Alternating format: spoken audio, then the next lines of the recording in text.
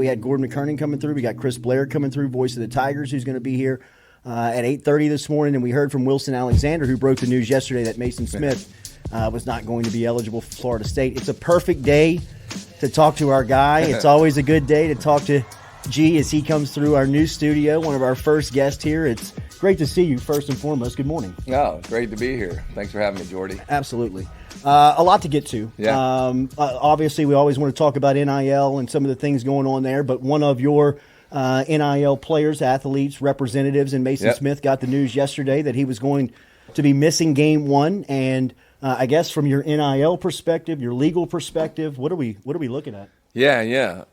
Certainly want to talk about that, but I have to give a shout out right now to Bo White, the man here at Click Here Digital. For those of you who don't know him, he's nothing short of a genius. Yeah. And he's been handling my digital media for, over 10 years. And it just created just a growth trajectory that I would have expected. And he's desired all over the country. So anybody out there who needs some digital help here in Baton Rouge, greater Baton Rouge area, I would certainly look him up because he's something different. I am in advertising and have been in sales of advertising. How uncommon is it for you to keep one representative for a decade?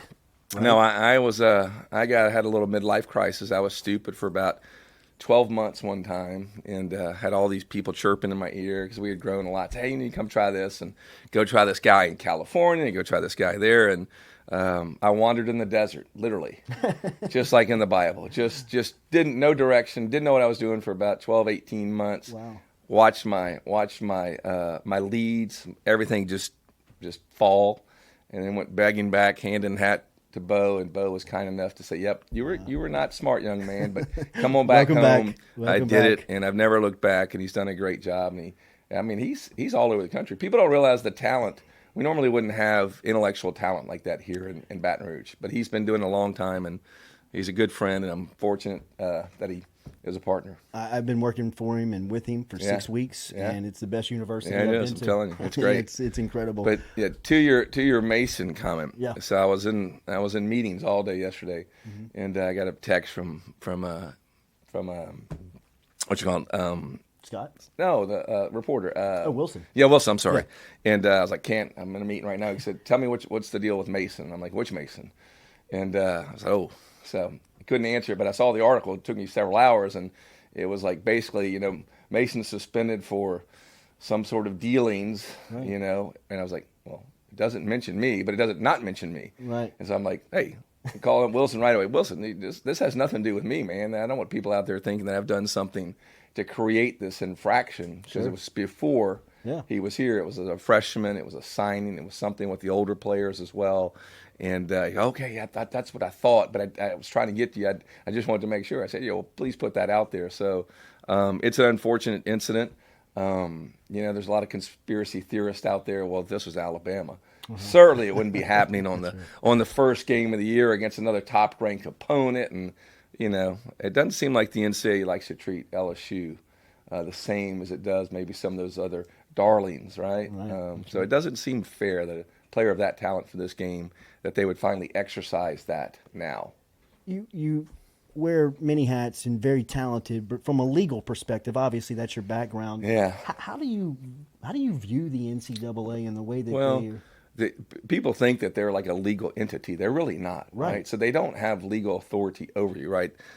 They can't subpoena me. They have no jurisdictional thing like that, right? It's all relegated to playing in their environment or playing within their context. So they've got an NCAA game, so they have the authority to say, well, look, we agreed to this. And there was some back and forth between the NCAA and Mason's reps for a period of time. And he was hurt, so he was not able to serve it last year, but you certainly would think that there was some sort of agreement that could be had where maybe he serves at the fourth game of this year or something. Right. NIL is a space and a term that continues to evolve. Right. You are at the forefront for absolutely in our state from it. What are you seeing on the horizon? What are some of the new things coming and changes? Well, what I'm really seeing is some of those schools that we were worried about. With the deep pockets, getting better organized, getting better at the game, getting better at recruiting. To lose a Colin Simmons, like that. When all indications that he wanted to be here, he was coming here. But the other side is just getting better at the game now. And I think people need to be aware of that. And I do think for the first time we're really hearing the first rumblings that Congress is starting to get interested. It just takes a while for Congress to do anything, right? Except spend our money. They do that really quickly and really well. Sure. Other than that, if they're really going to do something meaningful, it seems to take time. So I do think that's happening. It's just going to take some time. Have you seen a model yet in the collective space? Have you seen anything that you look at from a model that you say, hey, look, we've got to follow this blueprint, or there's something that we can look at and mirror? Well, I mean, we don't have UT's money, so we can't follow that model, right? That's just something different. You saw where the Texas A&M, one of the collectives collapsed.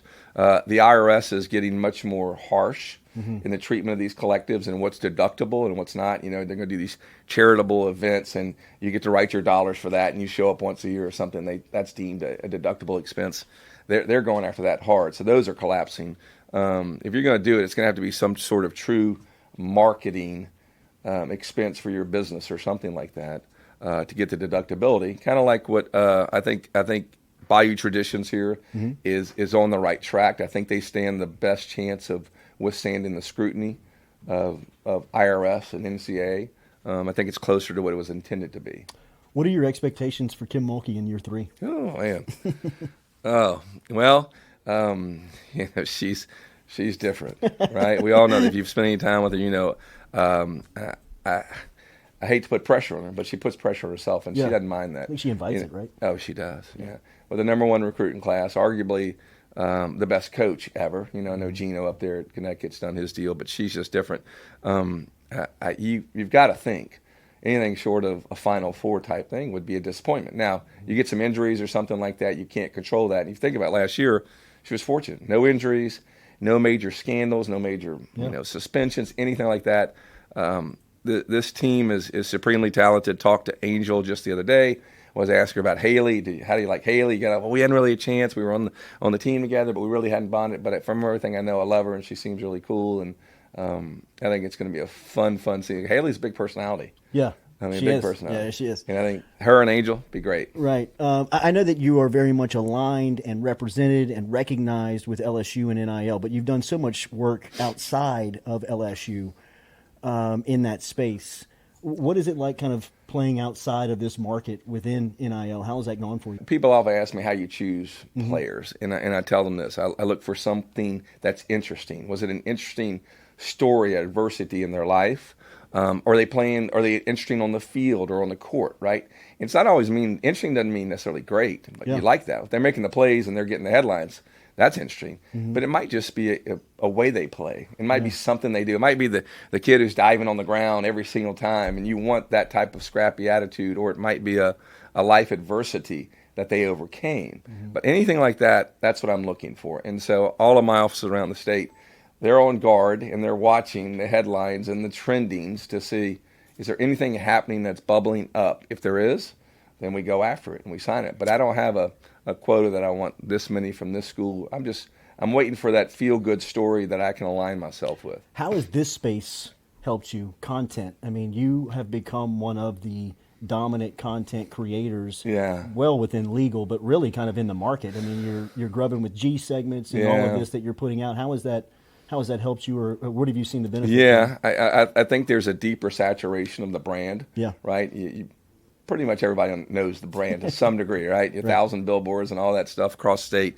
But then there's a deeper saturation within it, right? And it saturates to some people that otherwise kind of turn away from it.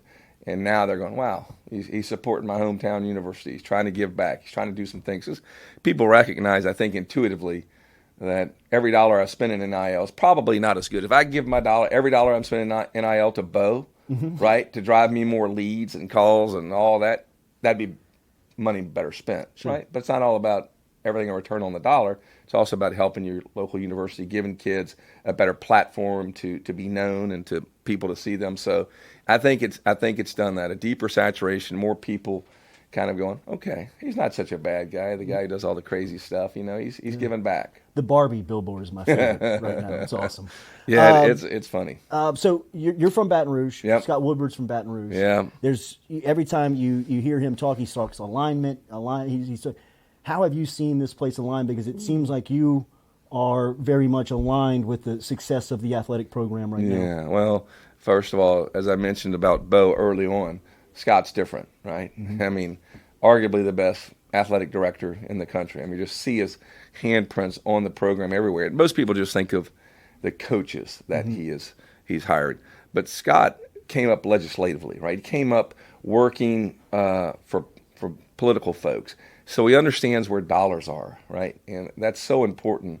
An athletic director, right? He understands, like, we can't compete dollar for dollar with the Texas or an Alabama and some of those things, but I understand how to go get money. I understand how these outside revenue streams. So there's all these things that people don't talk about that you'll see unfold through the years that's going to put LSU in much more stronger financial foundation to compete with everybody that he's doing behind the scenes. That, you know, I'm aware of these things and other people are, but that's the first thing. It's just so strong I know the state of Louisiana can help LSU in this respect, so he starts angling for that and working that, you know, with the politicians, the governors, and the senators and representatives. So that's the first thing. Second thing, obviously, is hiring great coaches, and then he has understood NIL from the beginning. I know we were all a little worried that the collective was a little slow, but he had a plan, and it's working out. I mean, I think he's spectacular. Everybody asked me for a hat. So I'm asking for everybody. Can the public get them? And how did this work for you? That was a fun little ride, and as I call him, the OG Todd Graves. That's a true marketer and true genius, right? He really is in so many ways. And when he came up with that idea, you know, I reached out to him, hey, let's do it again. He goes, no, you go do it. Go set that record way out there. So he's very generous. But that was a great time and a great experience if you haven't been to Rocco's. And they're coming down they're trying to come down, I think, for the Grambling game. Oh, nice. Present the check. The poor Grambling quarterback. Maason Smith's going to be eligible. So they're coming down. But, that was just a wonderful experience. My whole marketing team, there's a big group of them now. They responded because really I get ideas on the fly. I'm flying into Omaha, and I'm just pecking out ideas. All right, we got to do this. We got to do this. It's going, and they're responding to all my craziness. And this one worked out well. We ordered the hats. You know, we went through them quickly. We ordered more hats. We went through those. So we're gonna have we bought all the ones in the country out with a little rope band like that. Uh-huh. So we're getting more made from China. They're getting put over. But I think this baseball season coming into it, we're going to have a big giveaway with a bunch of these hats. Beautiful. Yeah, it'd be good. Well, if you need a platform to give away, you got one we here. can do that. I know you talked about working with Bo and Click here and the team over here and us for the last 10 years. Do you see the team and what it means to them to work with you? I don't know if this surprises you to see everybody here. Well, his team is always very gracious, and I think Bo does a great job of setting a kind of a culture of gratitude. At least from all the things I've seen of his company through the years and little workshops and things he does, and they write you thank you letters and stuff, right? And who still writes thank you letters, right? Although I did a little video yesterday. Taylor makes me do these things and give me 3 hacks for getting a job with you, and one of them was write a thank you note, right? But they do those little things really, really well, and it's not surprising to me that his team is up bright and early and greeting. That's emblematic of this company. Well, everybody's hoping you can put your cape on and go get Maason Smith eligible for game 1. I know that you can't make miracles and make water into wine, but it is great to see you as always. Yeah, it's good to be here, Jordy. Yes. Space looks great. Thank you very much. Gordon McKernan, the G Squad, we're proud to be a part of it. We're here at Click Here Digital's campus where they've been working for him and with him for a decade, and it's obvious how he's been received both sides. It's great to see you. Thank you, back. We'll be back with more here on the Jordy Culotta Show, as always, built by R&B Builders. There you go.